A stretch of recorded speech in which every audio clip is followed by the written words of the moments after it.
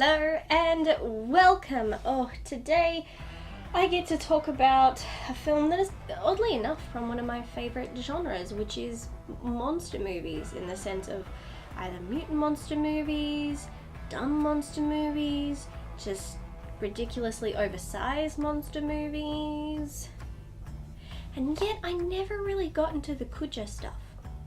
I don't know, didn't like Godzilla, didn't like King Kong, and yet I like these.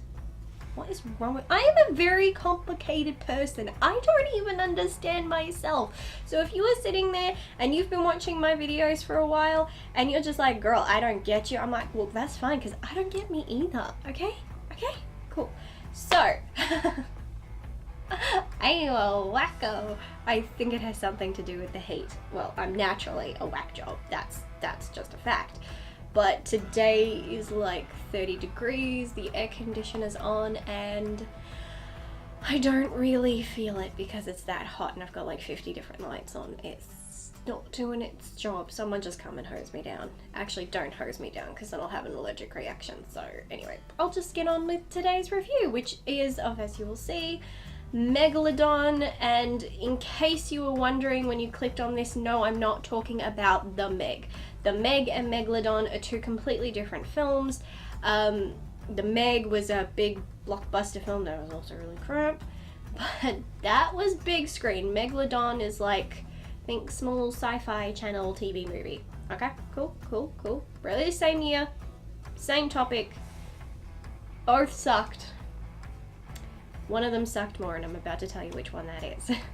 Megalodon is a 2018 action-adventure movie directed by James Thomas and written by Koichi Potetsky, Kenyon Prince, and James Thomas from a story by Thunder Levin.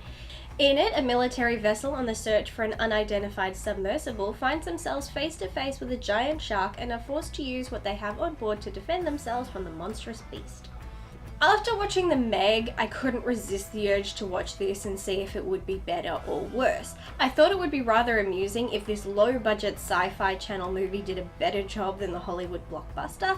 No such luck. While I still believe The Meg was a plot hole-ridden bore, Megalodon is far more boring, but at least no plot holes.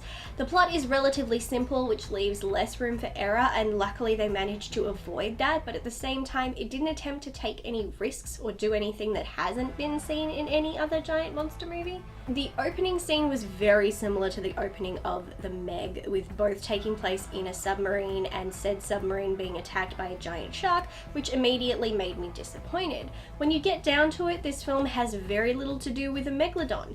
It really is about the Marines and being a Marine and conflict between the United States and Russia on open water with a giant shark thrown into the mix. It's also undoubtedly one of those films that have Marine characters that make us feel as though the writers don't know anything about the Marines. They don't feel authentic in their interpretations or even how they're dressed. Honestly, everyone looked as though their uniforms were 2 to 3 sizes too big for them. I think they had some solid moments about fighting for one's country and respecting the chain of command and never leaving a man behind. All of those were good plot points, but we truly hardly ever saw the shark. The shark was not featured much, and if you think about it, it has to come down to the budget. It takes a lot of money to create the effects for something like that, and if you don't have the money, then it can't be done. Simple as that.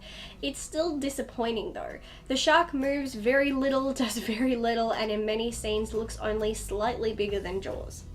Watching it, I can say the acting from everyone was okay. I don't believe anyone did a lousy job, but unfortunately the characters were written to be quite melodramatic, and that's especially noticeable in the dialogue. Between watching Russians and Americans go at each other, at times not even seeming to recall or care that there is a giant shark on the loose, and then the fact the shark is barely there and does virtually nothing, we're ultimately left with an incredibly dull and pointless film. To its credit, I will say that it had a relatively diverse cast, and the diversity of its cast felt far more organic and non-stereotypical than what I saw in The Meg, which is a huge plus, but that's not enough to save the overall film. I hoped this would be a dumb, fun monster movie I could add to my list of go-to movies, but sadly that is not the case. This was just incredibly lacking. So, that's all I have to say on that. If you have seen this, comment down below. If you haven't, also comment down below. And just tell me, are these kind of movies something you love and, like me, get a kick out of just watching how dumb they are? Like, because I've said it before, I love watching these because I turn off my brain. Unfortunately, this one didn't even have dumb entertainment value, which would have been a huge pro for me if it had. I could have at least walked away saying that was dumb, but it was entertaining as hell. Unfortunately, I didn't feel that. So, are you one of those people? Are you like me? Do you like dumb movies, or do you think that all these types of movies need to like go in the kill it with fire pit? Like, just comment, let me know, tell me these things, share me some thoughts, do whatever, and I will check you in the next one. Until next time, bye bye.